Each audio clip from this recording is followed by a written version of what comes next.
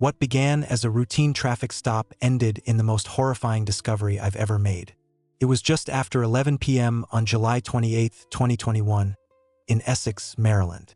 I was on patrol with the Baltimore County Police Department when I spotted a vehicle that seemed to be driving erratically. I made the decision to initiate a routine traffic stop. At that moment, I had absolutely no idea that this ordinary, everyday encounter would spiral into the most disturbing, unforgettable, and soul-crushing scene of my entire career. Nothing in my training could have prepared me for what I was about to witness. I approached the driver's side window cautiously, as I always do. The night air was warm and humid. I asked the driver how she was doing. She seemed calm at first, almost too calm. Her name was Nicole Michelle Johnson. She was 33 years old. Sitting next to her in the front passenger seat was another woman, a friend she called BB. I asked Nicole for her license and registration. She handed over a state identification card, not a driver's license. That was my first red flag. Then I asked her if she knew why I had pulled her over. She said no, with a blank expression on her face. I told her that the speed limit on this road was 35 miles per hour, and she had been driving well over that. She apologized and swore that she had only gone over 40. I told her to wait in the car while I ran her information. I walked back to my cruiser and sat down.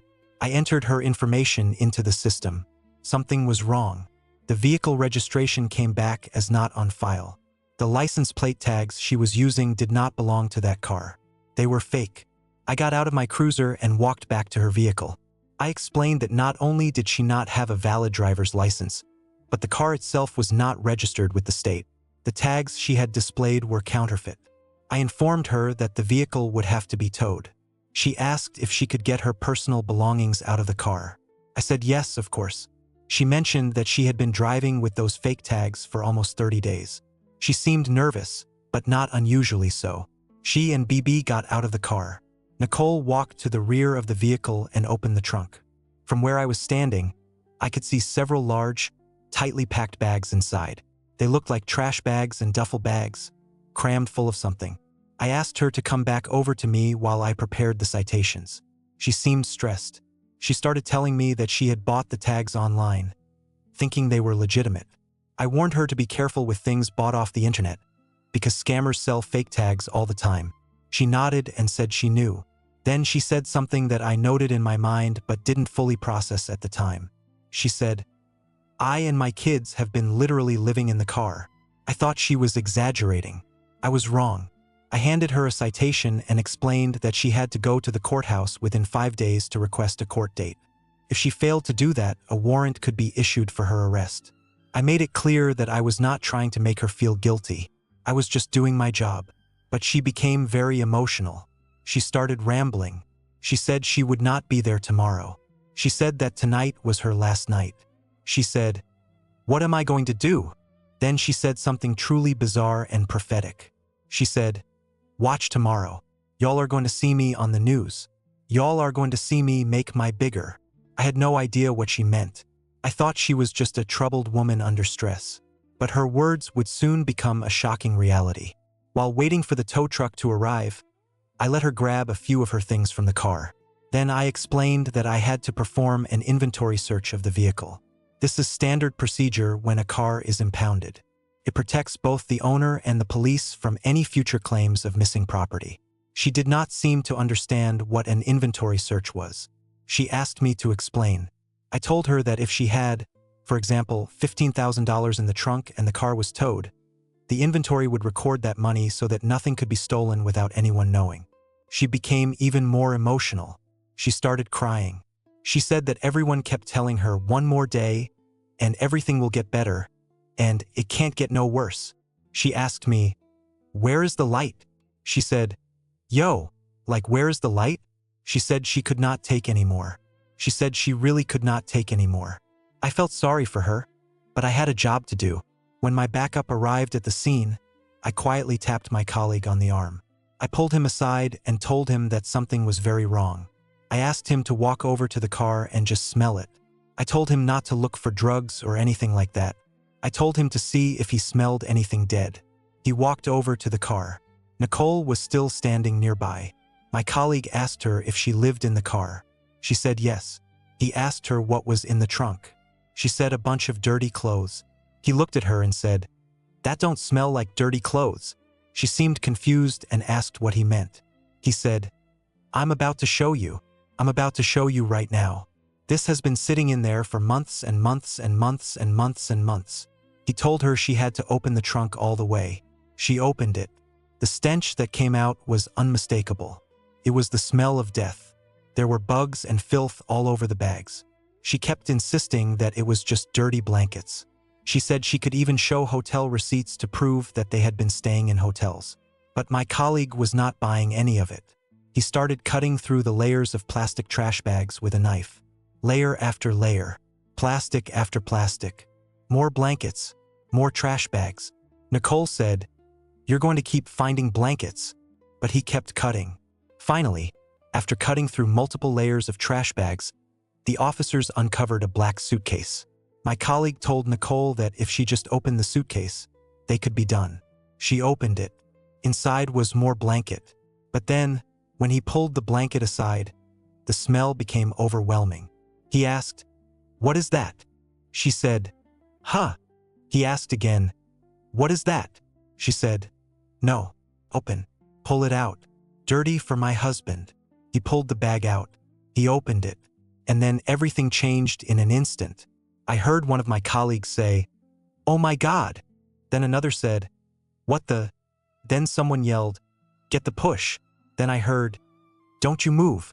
Don't you move." We immediately handcuffed Nicole. She started yelling, "What I do? It's not mine." I told her I did not want to hear it. We took both women into custody. Nicole was handcuffed. BB was handcuffed. But the officers at the scene were not okay. Some of them were visibly shaken. Some were physically ill. One of my colleagues walked away and started praying quietly. He said, "Oh Allah, I seek refuge in you from the whisperings of the accursed devil." Another officer walked away, unable to contain his emotions. Someone asked what was in the bag. And the answer came, "It's a baby." But it was not just one child. More officers arrived at the scene. One of them looked inside the bag and said it looked like a kid curled up in there. He said he needed to look closer. Then he confirmed it. "It's a little girl," he said. Another officer said it had to be a 3 or 4-year-old child. But then they looked more closely. They realized it was older. A 5-year-old. A 5-year-old white child wearing female clothes. The body was covered in maggots. It was wrapped in a sheet. The skin had shrunk. The decomposition was advanced. One officer said, "It's got like the pigmentation like Michael Jackson had." Another officer said, "That's a 5-year-old white child, 100%. But then, as the officers continued to search the trunk, they found more. Buried beneath the trash bags and the suitcase was a black and yellow plastic bin. Inside the bin were the remains of a small boy. He was wrapped in blankets and multiple layers of trash bags, just like the girl. He was around 5 years old as well. Both children had been in that trunk for months, maybe longer. One officer said, "It's been wrapped in this sheet for I don't know how long. I'm not a medical examiner, but this is at least a week." Another officer said, "I've seen some stuff, but this just sucks. My daughter turns 5 Saturday. This is 100% a 5-year-old kid." The emotional aftershock was hard to contain.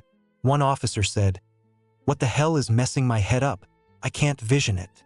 Another officer said, "They're not okay. I wasn't okay. That's why I took off. I sat there and I dug through that stuff the whole time. Soon as I saw who it was, I took off running too." The officers decided to get a closer look in order to confirm what lay beneath the maggot-covered blanket. One officer said, "I can lift it up. It doesn't really bother me, but it's got to be a 3 or 4-year-old kid." Then he said, "The problem is the body is in this position." Another officer said, "Oh my God, that's a 5-year-old.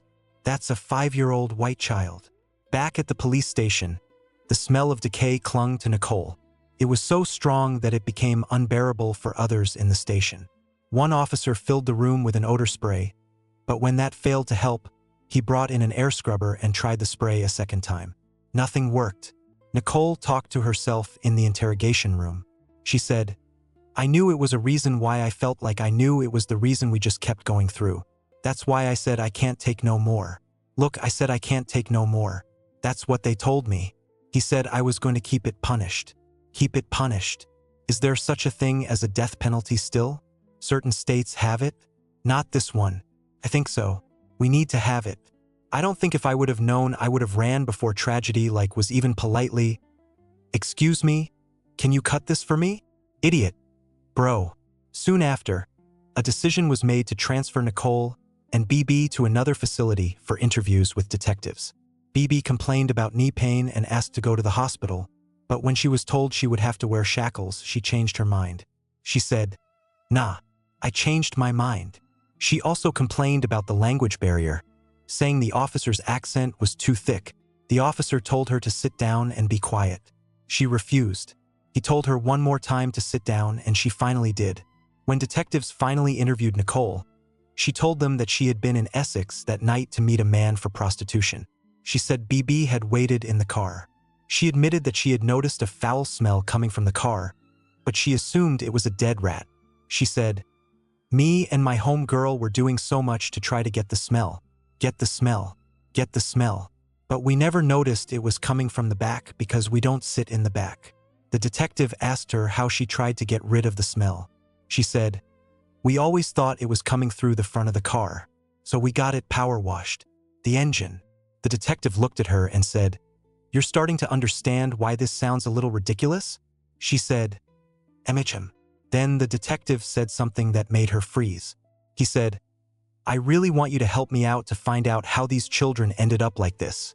She said, "Okay." Then he said, "Children, plural." She said, "MHM."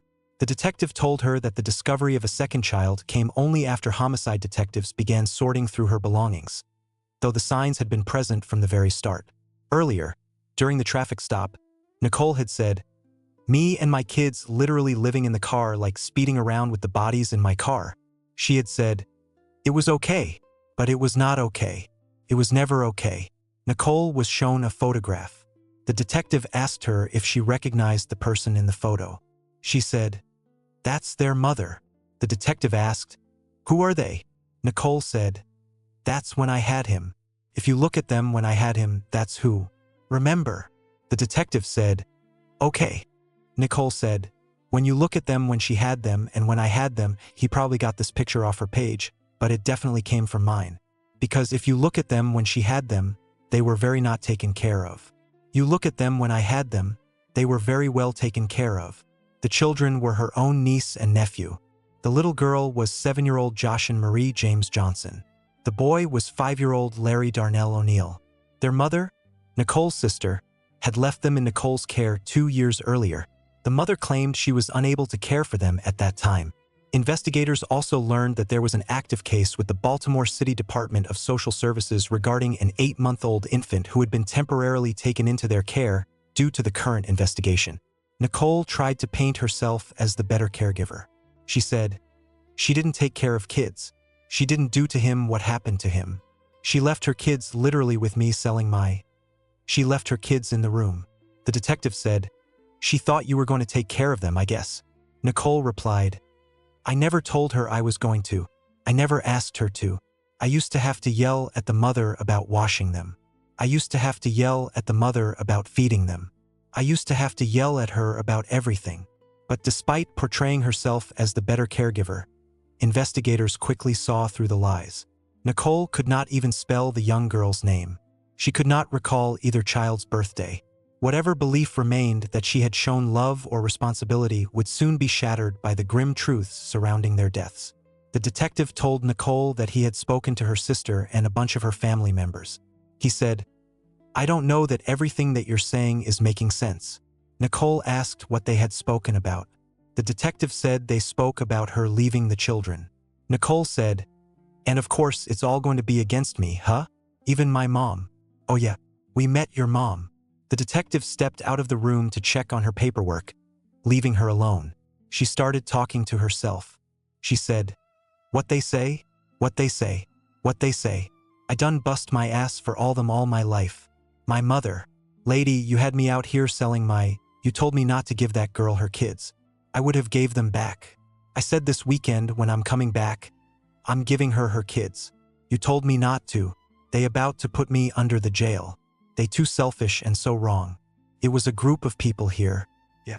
All family to speak on me back. Ain't where they been at when I've been growing up. I guess I ran away or something. Now I'm not talking anymore. Now since I'm a liar and since I'm a this and since I'm a that. Come on, bro. All the kids that I've been around in all my life. I've been raising kids all my life so much they thought they were actually mine. And I'm going to wait until my niece and nephew to kill some. While Nicole had earlier stated that she was living in her car, investigators located a hotel where she had recently been staying. In the room, they found 2 stuffed animals, as well as 2 rose bears, one blue and one pink, with ribbons around their necks that read, "Always and Forever." One officer said, "You think they're like memorial bears?" Another officer said, "Creepy." With the exception of those stuffed animals, there were no children's clothes, no children's belongings, and no items to indicate that any children had ever been present there.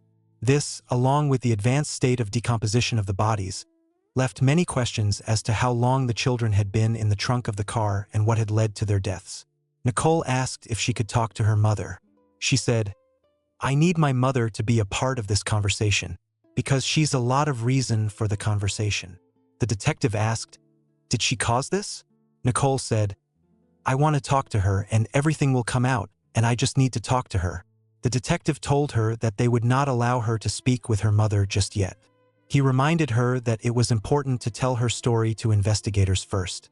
Nicole said, "They came from their mother and I was doing so good with them." The detective asked, "And you didn't want to give them back?" Nicole said, "Nobody even wanted them back until maybe 3 months ago." The detective asked who reached out to her. Nicole said, "My sister. When she reached out to me, she barely didn't even care. We were supposed to arrange for her to get them back. And she said, maybe next weekend. Like she didn't even care. They were forcing her. They were forcing her to even say anything." But text messages obtained from Nicole's phone revealed a very different story. Her sister had sent Nicole money and had checked in on the children frequently. The sister asked several times to see them, eager for them to meet their new sibling. However, the sister claimed that Nicole had blocked her from seeing them. Now, for the first time, Nicole began to explain the reason why. She started with what happened to her niece, Joshin. Nicole said, "It was really an accident." The detective asked, "What happened?" Nicole said, "I gave her a beating." The detective said, "I can't hear you." "What?" Nicole said, "I gave her a beating." The detective asked, "And then the next thing you know, she just wasn't saying anything or nothing?" Nicole said, "Like it was a mistake. Like I took care of them children so good. Like it was a mistake. Like I just was trying to discipline." The detective asked her to explain how it happened.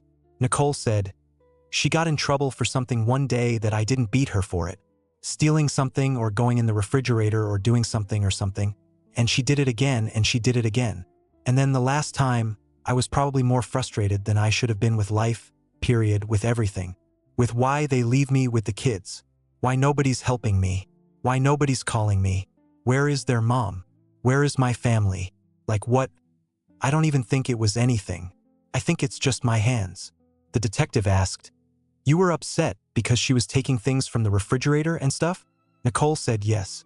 The detective asked, "And you disciplined her?" Nicole said yes. The detective asked, "And it went too far?" Nicole said yes. The detective asked how many times she thought she might have hit Joshin. Nicole said, "I don't know, but I know she fell." The detective asked, "Fell on what?" Nicole said, "On the floor." The detective asked, "Was she standing on something?" Nicole said, "She was just standing up straight." The detective asked, "And where did you hit her?" Nicole said, "I think I maybe slapped her in the face, but I didn't punch her in the head. It was more like me hitting on her body, and then she fell." The detective asked, "How did she fall?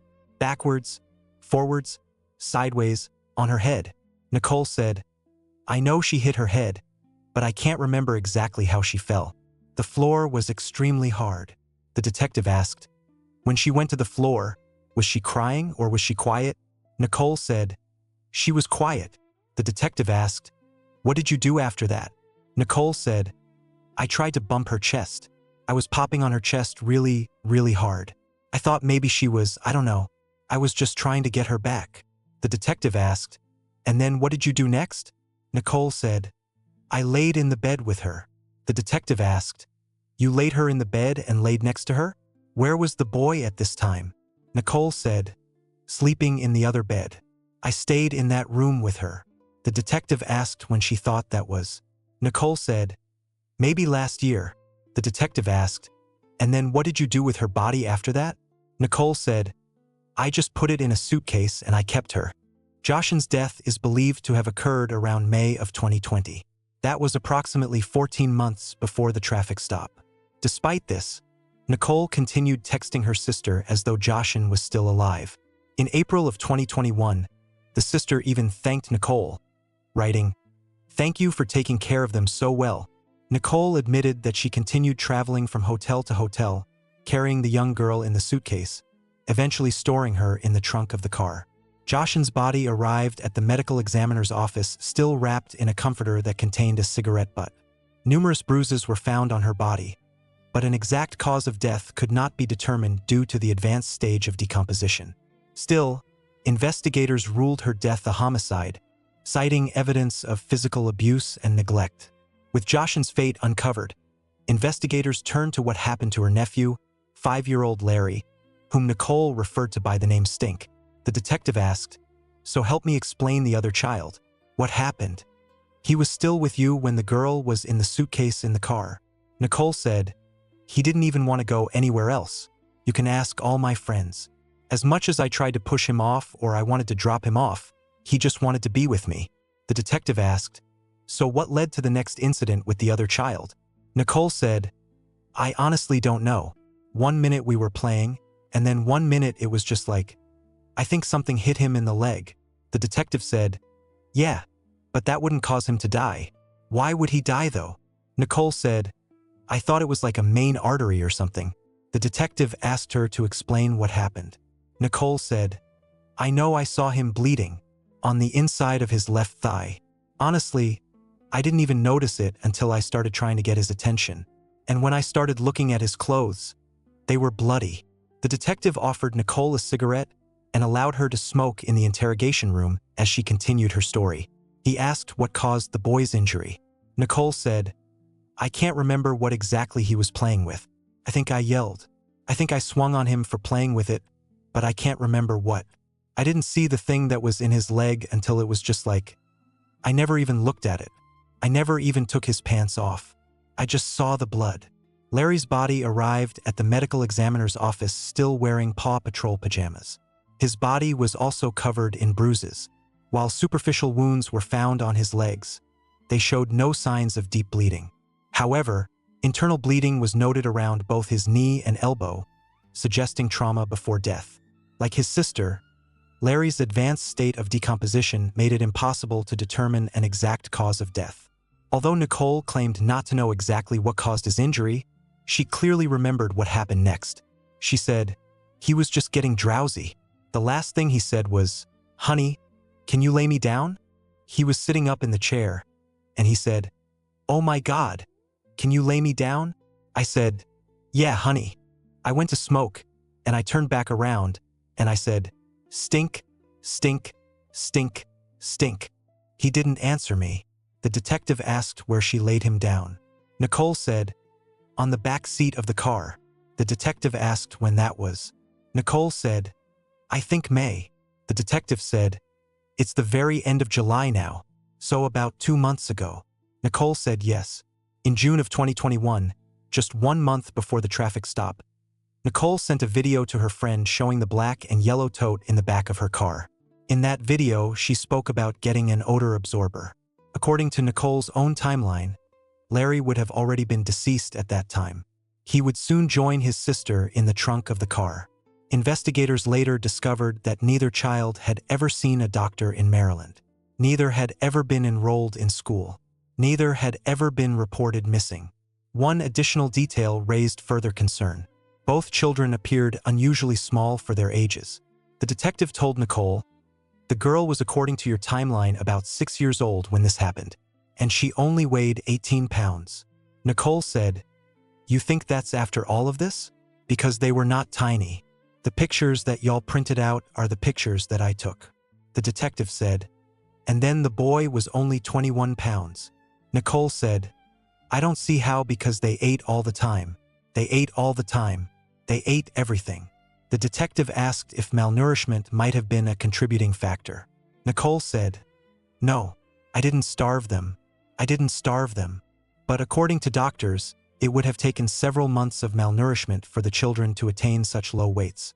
The investigation concluded that both minor children lost their lives due to the neglect and abuse inflicted on them by their aunt, Nicole.